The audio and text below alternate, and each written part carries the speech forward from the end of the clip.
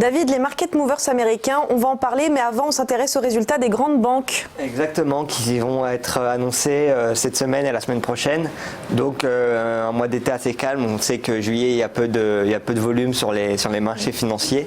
Donc il y a quand même quelques résultats qui vont être annoncés. Aujourd'hui on peut penser à Pepsi qui vont annoncer ses résultats juste avant l'ouverture du marché.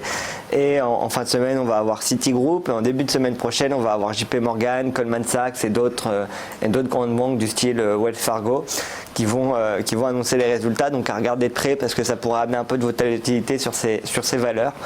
Et intéressant à voir si le secteur bancaire arrive à se reprendre et à générer de la performance. D'un autre côté, on a aussi d'autres actions qui ont bougé, notamment sur les marchés américains, avec Apple. Apple qui hier était l'une des plus grosses pertes de l'indice Nasdaq.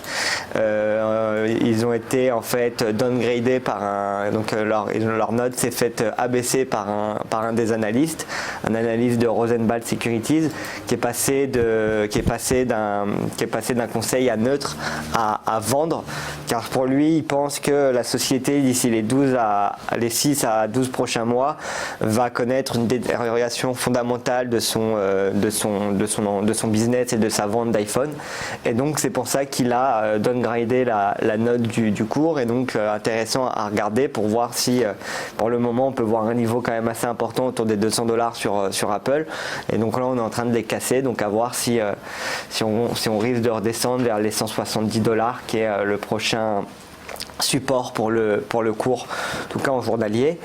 Ensuite, on a aussi eu sur le marché américain Symantec, où cette fois-ci, au contraire d'Apple, Symantec, lui, a plutôt bien performé, parce que ce qu'on perdait sur Apple, on le reprenait sur Symantec. Et donc, ils ont bien performé parce que c'est Jefferies, donc la société de notation de Jefferies, qui a déclaré que la firme de cybersécurité était une acquisition financière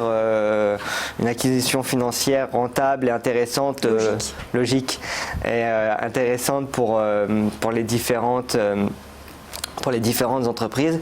Et donc c'est Broadcom qui est intéressé, et donc il y a des rumeurs comme quoi Broadcom est en négociation avancée pour le rachat de Symantec. Et après, sur un autre côté, une autre action qui bougeait aussi hier aux États-Unis, c'était Boeing. Et Boeing qui, comme Apple, chutait un petit peu, donc il perdait environ 1,4%.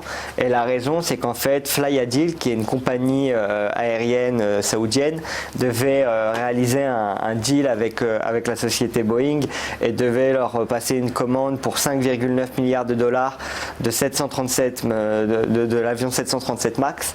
Et finalement le constructeur saoudien a décidé de pas passer par Boeing et plutôt par Airbus, et donc de donner ce contrat-là à Airbus. Et donc on peut voir que le cours hier a perdu et a dévissé de 1,4% suite à cette nouvelle. Merci David, on vous retrouve dans quelques instants, vous allez nous parler d'un copy portfolio dans un actif à la loupe.